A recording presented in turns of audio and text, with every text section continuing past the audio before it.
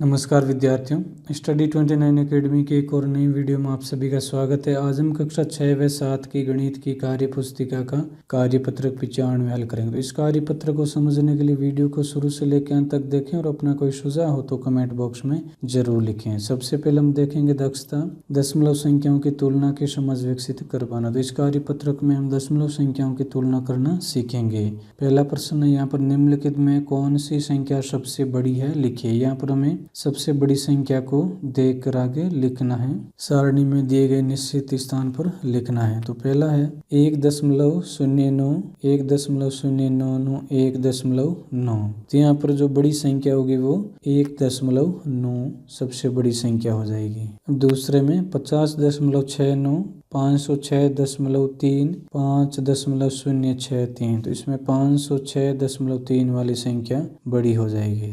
506.3। तीसरे में 18.3, 18.29, 18.003। तो इसमें जो संख्या बड़ी होगी वो 18.3 हो जाएगी। चौथे में 0.007, 0.07 और 0.7। तो यहाँ पर जो बड़ी संख्या होगी वो 0.7 हो जाएगी। पांचवे में 218.09, 281.09, 281.9, 281.009। तो यहाँ पर जो संख्या बड़ी होगी वो 281.9 वाली संख्या बड़ी हो जाएगी। अब दूसरा प्रश्न, प्रश्न संख्या 2।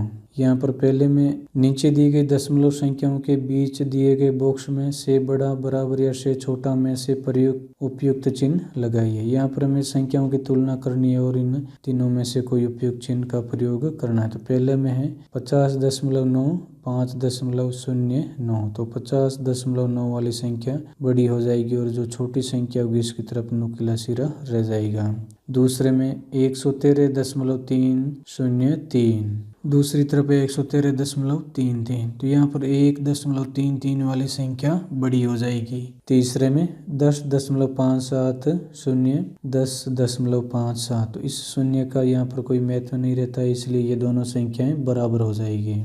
चौथे में 0.82, 852 और 0.825। तो ये 0.852 वाली संख्या बड़ी हो जाएगी। पांचवे में 75.75, 75.075। तो इसमें 75.75 वाली संख्या बड़ी हो जाएगी। छठे में 35.55, 35.550। तो ये दोनों संख्याएं भी बराबर हो जाएगी, क्योंकि दशमलव के बाद दाईं संख्या में अगर सबसे अंत में शून्य आता है तो इसका कोई महत्व नहीं रहता है। अगर इस शून्य के बाद कोई अंक होता तो इस शून्य की वैल्यू रहती है यहाँ पर। अब अगला प्रश्न है, तो यहाँ पर ये प्रश्न लिखना भूल गए तो हम इस सारणी को देखते हुए इस प्रश्न को हल करेंगे। यहाँ क्रम संख्या दे रखी है, कुछ संख्या दे रखी है, उनके दशमलव रूप लिखना है और उनको आरोही क्रम में लिखना है। तो पहले में इसने दिया है 3.21।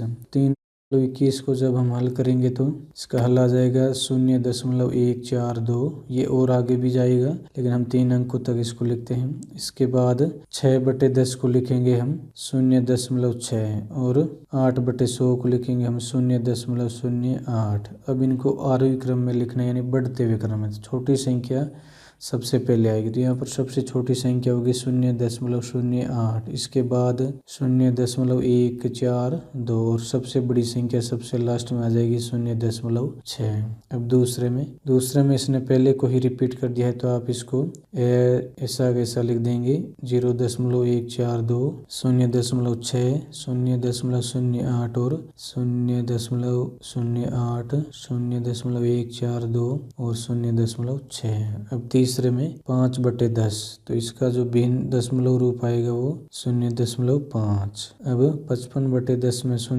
5.5 और 55/100 में 0.55। अब इनको हम आरोही क्रम में लिखेंगे तो सबसे छोटी संख्या सबसे पहले आ जाएगी। तो यहाँ पर सबसे छोटी संख्या है 0.5। अब इससे बड़ी संख्या आ जाएगी 0.55 और सर लास्ट में सबसे बड़ी संख्या 5.5। अब चौथे में 1/10, इसका दशमलव रूप हो जाएगा 0.1। अब 35/100, 35/100 का दशमलव भिन्न हो जाए दशमलव रूप हो जाएगा 0.35। अब अगला 35/1000, तो इसका दशमलव रूप हो जाएगा 0.035। अब इनको आरोही क्रम में लिखेंगे तो सबसे छोटी संख्या पहले आ जाएगी। सबसे छोटी संख्या यहाँ है 0.035। अब इससे छोटी संख्या है 0.1 और सबसे अब अगली संख्या आएगी 0.1 और लास्ट में सबसे बड़ी संख्या आ जाएगी 0.35। इस प्रकार हम इनको आरोही क्रम में भी लिख देंगे।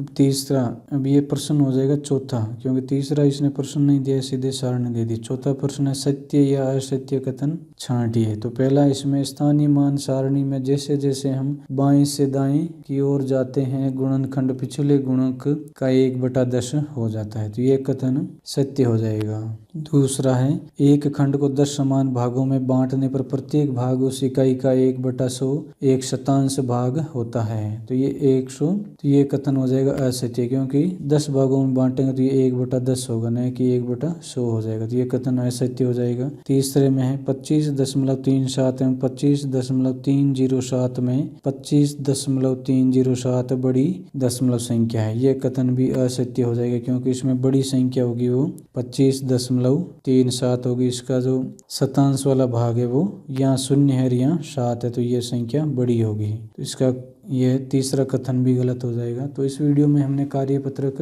95 को हल किया। अगले वीडियो में हम अगला कार्यपत्रक हल करेंगे। वीडियो अगर उपयोग लगा हो तो इसको लाइक करें और अपने दोस्तों में शेयर करें। चैनल पर पहली बार आए तो चैनल को सब्सक्राइब कर ले, ताकि आने वाली वीडियो के नोटिफिकेशन आपको समय पर मिल सकें। वीडियो को पूरा देखने के लिए आपका बहुत बहुत धन्यवाद।